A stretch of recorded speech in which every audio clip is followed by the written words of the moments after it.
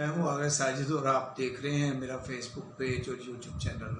ناظرین، پاکستان کی سیاسی صورتحال اس وقت انتہائی خراب ہو چکی ہے۔ میاں برادران اور بی بی مریم کئی دنوں سے مری میں تھے، اجلاس پر اجلاس ہو رہے تھے، مشاورت جاری تھی، پارٹی کے لوگوں سے وہ مل رہے تھے، آخر کچھ تو ہے جس کی پردہ داری ہے۔ پھر آوازیں سنائی دینے لگی کہ بھئی آئینی ڈیڈ لاک ہو سکتا ہے۔ یہ صورتحال انتہائی گمبھیر ہے۔ دیکھیے، اصل میں حکومت یہ چاہتی تھی کہ کسی طرح خان کو اندر اور پارٹی کو دبا کر رکھا جائے۔ وہ کیا کہتے ہیں، گلیاں ہو جاون سنجیاں تے وچ رانجھا یار پھرے۔ تو رانجھا جو ہے وہ تو پھرتا رہا، کافی دیر پھرتا رہا، لیکن رانجھے کو یہ پتہ نہیں تھا کہ آگے سے گلی جو ہے وہ بند ہے۔ اب دیکھیے، 201 آپ نے کیس بنا دیے، 7-8 ہزار بندہ پکڑ لیا، پارٹی کو توڑ کر آپ نے کئی پارٹیاں بنا دی، انتخابی نشان چھین لیا، کمپین نہیں کرنے دی ہے۔ پھر نچلی ناقدین یہ کہتے ہیں کہ نچلی عدالتوں سے آپ نے سزائیں بھی دلوائیں، الیکشن بھی چھین لیا، پھر خوف اور دہشت کا ایک ایسا ماحول قائم رکھا کہ عوام ڈر گئے۔ یہ سب کچھ اعلیٰ عدلیہ کے سامنے ہوتا رہا اور عوام جو ہے وہ کوفیوں کی طرح تماشا دیکھتی رہی۔ تو دیکھیں، ایک طرف تو مخالفین کے ساتھ آپ نے ایسا جو ہے خوفناک سلوک کیا، دوسری طرف عوام پر غربت، بے روزگاری، بجلی کے ناجائز بلز، ٹیکسز کی بھرمار، مہنگائی، بدامنی کے ایسے پہاڑ گرائے کہ مجبور بے بس عوام جو ہے وہ بھی بیچاری اب دھرنوں پہ اتر آئی ہے۔ آپ نے عوام سے ہر قربانی مانگی، لیکن اپنی آپ نے 17.4 ارب ڈالر کی مراعات میں مزید اضافہ کر دیا۔ تو دیکھیں، پھر قدرت کو یہی منظور تھا۔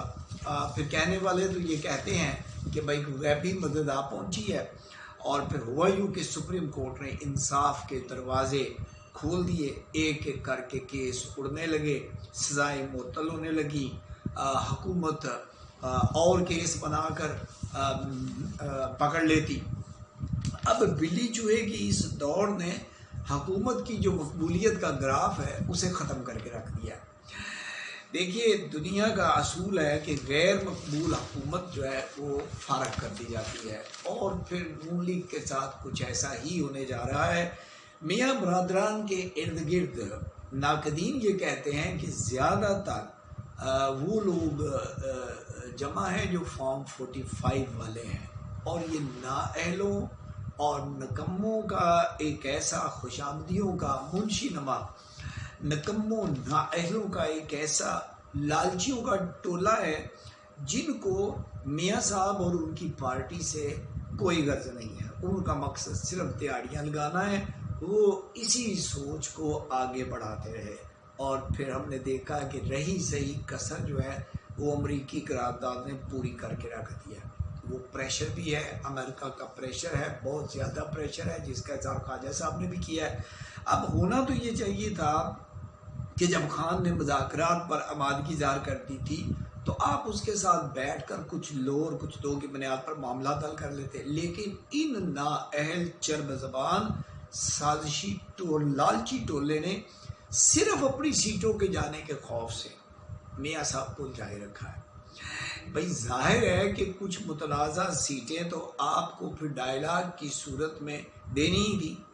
اب انہوں نے ایک اور خطرناک چال کھیلی کہ کیوں نہ پی ٹی آئی پر پابندی لگا دی جائے، نہ رہے بانس نہ بجے بانسری۔ اور جب یہ تجویز مارکیٹ میں آئی تو آپ نے دیکھا کہ وہ بری طرح سے پٹ گئی ہے۔ اب ادارے بھی تنگ آ چکے تھے۔ پھر دور کہیں سے یہ آوازیں سنائی دینے لگی ہیں کہ بھئی یہ تو باز نہیں آ رہے ہیں، کیوں نہ 8 فروری کے الیکشن کو کالعدم قرار دے دیا جائے۔ اب آپ نے آئینی ڈیڈ لاک کی بات تو سنی ہے، اور آپ نے یہ 8 فروری کے الیکشن کو متنازع قرار دینے کی باتیں بھی اب آپ کو سنائی دے رہی ہیں۔ اس خبر نے نون لیگی قیادت کے پاؤں تلے سے زمین کھینچ لی ہے، دیوانوں میں زلزلہ ہے، اب حکومت ہاتھ پاؤں مار رہی ہے۔ دیکھیے، اب بھی وقت ہے کہ کچھ سیٹیں دینے سے آپ کی عزت بچ جائے گی، پارلیمنٹ میں وجود قائم رہے گا، ہو سکتا ہے کہ کسی صوبے میں پنجاب میں آپ کی حکومت جو ہے وہ بھی قائم رہے، لیکن ری الیکشن کی صورت میں تو نون لیگ جو ہے وہ ناقدین کا یہی کہنا ہے کہ وہ وینٹیلیٹر پر ہے۔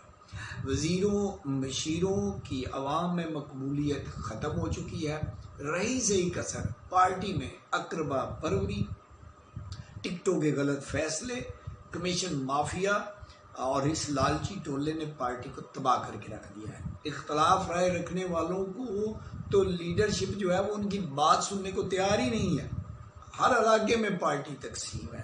تو ناقدین کہتے ہیں کہ نون لیگ کا یہ المیہ ہے، پہلے بھی 4 حلقے نہیں کھولے تھے تو ساری پارٹی کے لیے جیل کے دروازے کھلوا دیے، اب تو 80 حلقوں کا رولا ہے، تو بہتر یہی ہے کہ مذاکرات کریں اور یہ جو نکمے ہارے ہوئے نااہل یہ فارم 47 والے جو لوگ ہیں ان کے چنگل سے میاں صاحب باہر نکلیں اور کچھ نہیں تو خان صاحب سے ہی سبق سیکھ لیں کہ ان کے مشیروں وزیروں نے ان کا کیا حال کیا ہے۔ اپنا خیال رکھیے گا، اس کے ساتھ اجازت دیجیے گا۔ پاکستان زندہ باد۔